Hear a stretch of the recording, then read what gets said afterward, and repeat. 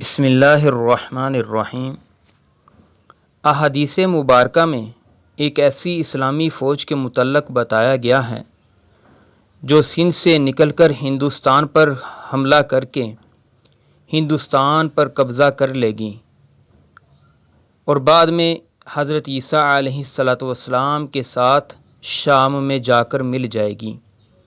یہ تمام خوبیاں اور خصلتیں پاکستانی فوج میں پائی جاتی ہیں۔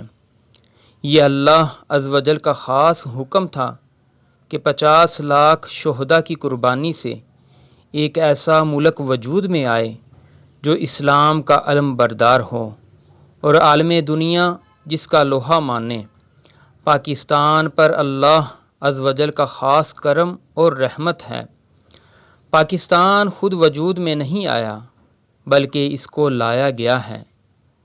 دشمن اسلام اس بات سے بخوبی آگاہ ہیں جو رسول خدا علیہ السلام نے فرما دی تھی، جیسا کہ حدیث ابو ہریرہ رضی اللہ تعالیٰ عنہ میں ہے۔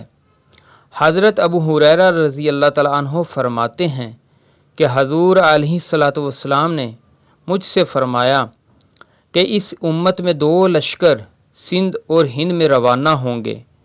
حضرت ابو ہریرہ رضی اللہ تعالیٰ عنہ نے عرض کیا، اگر مجھے اس مہم میں شامل ہونے کا موقع ملا تو میں ضرور جاؤں گا اور شہید ہو جاؤں گا۔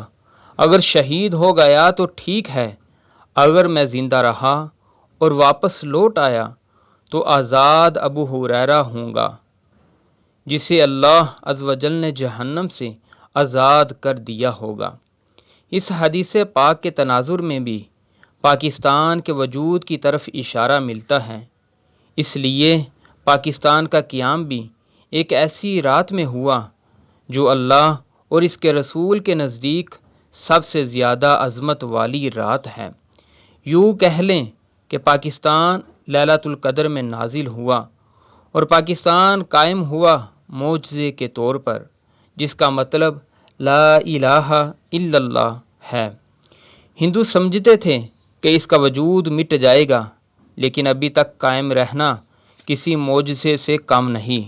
نبی علیہ السلام کو اس پاک سرزمین سے اس قدر محبت تھی، جیسا کہ ہم نے پہلے بھی آپ کو بتایا۔ علامہ ڈاکٹر محمد اقبال فرماتے ہیں،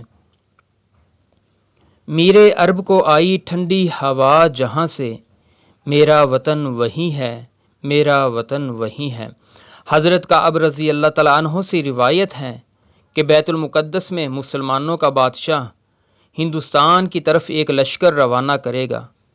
مجاہدین سرزمین ہندوستان کو فتح کر لیں گے اور اللہ ان کو بے شمار خزانوں کا مالک بنا دے گا۔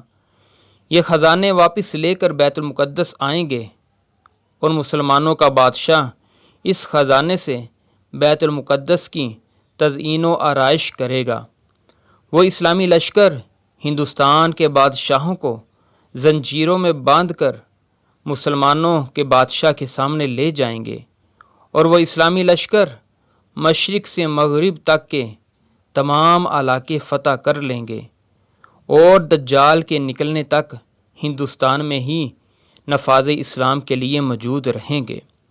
اس روایت میں جس لشکر کے بارے میں کہا گیا ہے وہ پاکستانی لشکر ہوگا، کیونکہ حدیث پاک میں پہلے بھی بتایا جا چکا ہے، سندھ سے اسلامی لشکر نکلے گا جو ہندوستان پر حملہ کرے گا۔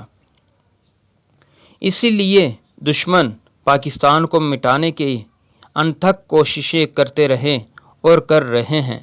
کبھی 1948 میں اس کا وجود مٹانے کی کوشش کی گئی تو کبھی 1965 میں ختم کرنے کی کوشش اور کبھی 1971 میں، اور ہر دفعہ یہی کہا گیا کہ اب یہ نہیں بچے گا، اس کا وجود ہمیشہ کے لیے ختم ہو جائے گا اور یہ ملک ایسے محسوس ہوگا جیسے کبھی بنا ہی نہیں۔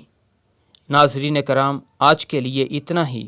مزید معلومات کے لیے نئے آنے والے دوستوں سے گزارش ہے کہ آپ ہمارے چینل اسلامی ہیروز کو سبسکرائب کر دیں اور نیچے دی گئی گھنٹی کو بھی پریس کر دیں تاکہ نئی آنے والی ہر ویڈیو آپ کو وقت پر ملتی رہے، اور کمنٹ میں پاکستان کے لیے اپنی رائے کا ضرور اظہار کیجیے۔ پاکستان زندہ باد۔